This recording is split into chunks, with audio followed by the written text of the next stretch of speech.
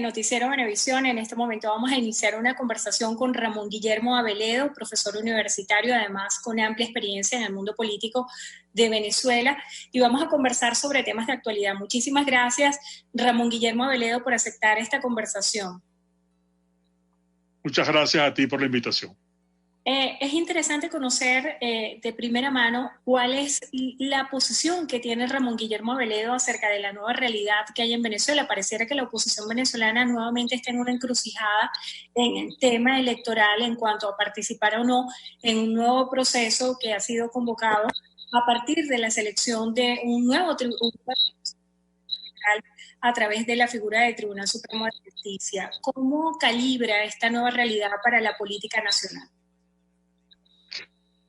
La encrucijada, Andrina, es para el país que necesita de unas elecciones libres y limpias, unas elecciones creíbles que puedan servir como puerta para la solución de la crisis nacional.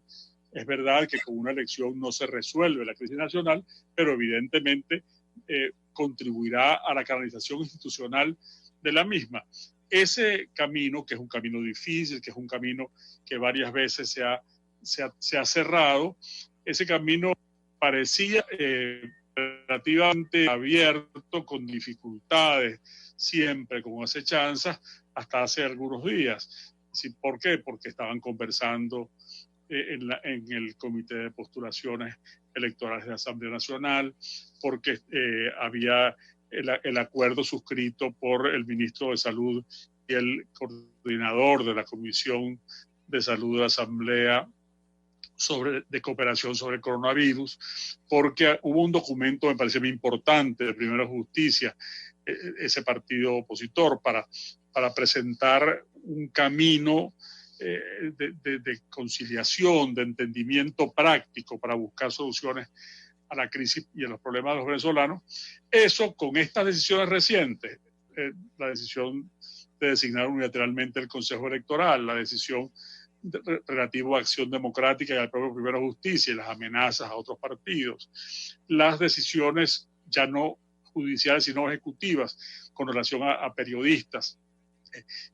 Ese conjunto más bien oscurece un panorama que de por sí estaba poblado de dificultades y lo hace más difícil.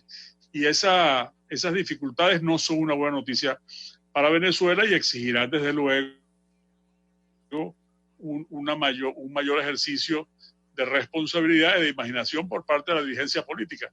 No me refiero solamente a la de la oposición, desde luego, que siempre tiene que estarse replanteando los escenarios, sino inclusive para quienes tienen la responsabilidad de gobernar. Recientemente, Juan Guaidó anunció un conjunto de estrategias que se van a implementar en los próximos días en el ámbito nacional. Incluso hablaba de la posibilidad de protestas o manifestaciones, pero en un escenario como el que vivimos hoy, donde la cuarentena está de alguna manera radicalizada en al menos Caracas y algunos sectores importantes del país. ¿Piensa usted que esta estrategia es viable? ¿Cuál debería ser en este momento la dirección política de Venezuela de manos de la oposición? La viabilidad de cualquier estrategia es un asunto clave y tiene que tomar muy en cuenta el contexto nacional. En la práctica está habiendo en muchos lugares del país manifestaciones, protestas espontáneas reclamando por las cosas de la vida, así por los servicios públicos, por la electricidad, por el agua, por los problemas del transporte y de la alimentación, los problemas de todos los días. Ahora, la estrategia de la oposición y en general lo que debe hacer el liderazgo político, también por cierto del gobierno, tiene que estar muy atento y muy en sintonía con lo que la gente está viviendo y con lo que la gente está sintiendo. Esa conexión hay que establecerla con mucha fuerza. No puede estar el debate político, el discurso político, tanto el discurso opositor, desde luego que no es un sector que me es indiferente, que es el sector con el que yo simpatizo, pero también el discurso oficial, tienen que estar, no pueden estar al margen de lo que la gente está viviendo. Y el drama que la gente está viviendo es el reclamo de soluciones para los problemas de su vida. yo creo que cualquier estrategia que se haga obligatoriamente tiene que estar unida a esa conexión. En estos días leí una declaración por informaciones de análisis de opinión pública que hizo Félix Seijas, el joven, el presidente de Delfos, y justamente apunta en la misma dirección. Tanto las encuestas que ellos hacen como los focus groups, lo que dice es que el reclamo de la gente es un reclamo de conexión, un reclamo de sintonía, un reclamo de que la agenda pública refleje la agenda de la cotidianidad, la agenda de la vida diaria, que es en Venezuela cada día más difícil. ¿Cómo recuperar esa conexión entre lo que demanda la población y lo que está sucediendo en la clase política nacional? Yo sé que clase política es una expresión que se usa mucho, inclusive se usa es propuesta de los sociólogos e inclusive de los politólogos. A mí me parece que la política no es una clase, que es un oficio, es una ocupación, como no hay una clase empresarial o una clase periodística o una clase televisiva. Es el oficio al que nos dedicamos, ¿verdad? Es el menester. Es decir, por ejemplo, yo sería de la clase académica, ¿no? Eso no es una clase, yo soy un tipo de clase media que ocurre que soy profesor universitario, que soy académico. Pero entonces, justamente,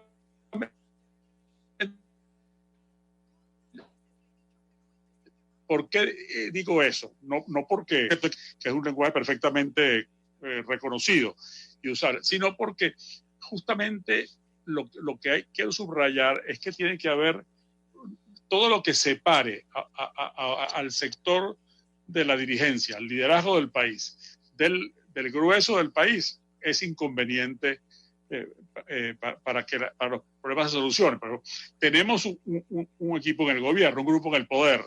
Ahora, no diríamos que esa es la clase gubernamental. Es una gente que está gobernando como mañana estará otro, porque eso es lo normal. Entonces, todo esto te lo digo ¿para qué? Para hacer énfasis en que lo importante es que haya conexión, lo importante es que haya interrelación. Y esa interrelación, ¿cómo la hay? Bueno, acercándose, viviendo lo que la gente vive, estando en contacto y en comunicación con las comunidades, porque en realidad en las comunidades están ocurriendo protestas. En el sector donde yo vivo, en la ciudad de Caracas, hay reclamos de los vecinos, reclamos por agua, por ejemplo, por irregularidad del servicio de agua, o reclamos por el servicio de luz eléctrica. Y es un sector de clase media en la ciudad donde hay este reclamo. Esas angustias tienen que estar reflejadas en la vida política. Y los eventos políticos, como por ejemplo las elecciones, eso tiene que estar también conectado con la solución, porque hay quienes piensan, lógicamente yo soy uno, que la solución de esos problemas pasa por un cambio de gobierno. Ahora, lo que sí es clarísimo, yo comprendo que eso, que es mi opinión, puede no ser la opinión de otros. Sin embargo, lo que sí es clarísimo es que tienen que funcionar las instituciones. Es decir, que el Parlamento tiene que servir para legislar y para controlar al Ejecutivo, que el Ejecutivo tiene que servir para gobernar, que el Poder Judicial tiene que ser imparcial y proceder con adecuada independencia, que la Fuerza Armada tiene que actuar de acuerdo con lo que dice la Constitución al respecto. En la medida en que las instituciones funcionan, los ciudadanos no nos sentimos desamparados. Los ciudadanos nos sentimos desasistidos y sentimos que tenemos a dónde ir, a dónde reclamar, porque no es que la vida va a ser perfecta, en ningún país del mundo lo es. Ahora, es que tengamos cómo corregir las imperfecciones, tengamos a dónde ir, a dónde reclamar, o tengamos que hacer, y que lo que hagamos, por ejemplo, cuando votamos, tenga validez, pueda influir efectivamente en los acontecimientos. Eso es lo que todos deseamos. No solo los que queremos un cambio, también, por cierto, es lo que desean los que son partidarios del gobierno. Ellos también lo desean. ¿Por qué? Porque desean solución para los problemas y que su voz sea escuchada. Así es. Bueno, si le tocara dar un mensaje final acerca de cómo vislumbra el futuro de Venezuela en un contexto mundial tan complicado como es esta pandemia, ¿cuál pudiera ser ese balance?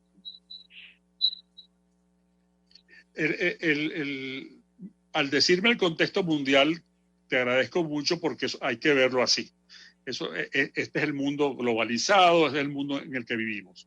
Y lo que es muy claro es que esta gran crisis mundial alrededor de la pandemia y con los efectos que va a tener en la economía y en la política de los países, va a hacer que Venezuela, que siempre va a necesitar mucho de la comunidad internacional, va sin embargo a debilitarse como prioridad para la comunidad internacional. ¿Por qué? Porque cada quien se va a ocupar más de sus asuntos. Los demás países latinoamericanos, los países del norte de América, los países de Europa, todo el mundo va a estar más pendiente de sus asuntos. Así que los venezolanos tendremos que ser los protagonistas de los nuestros.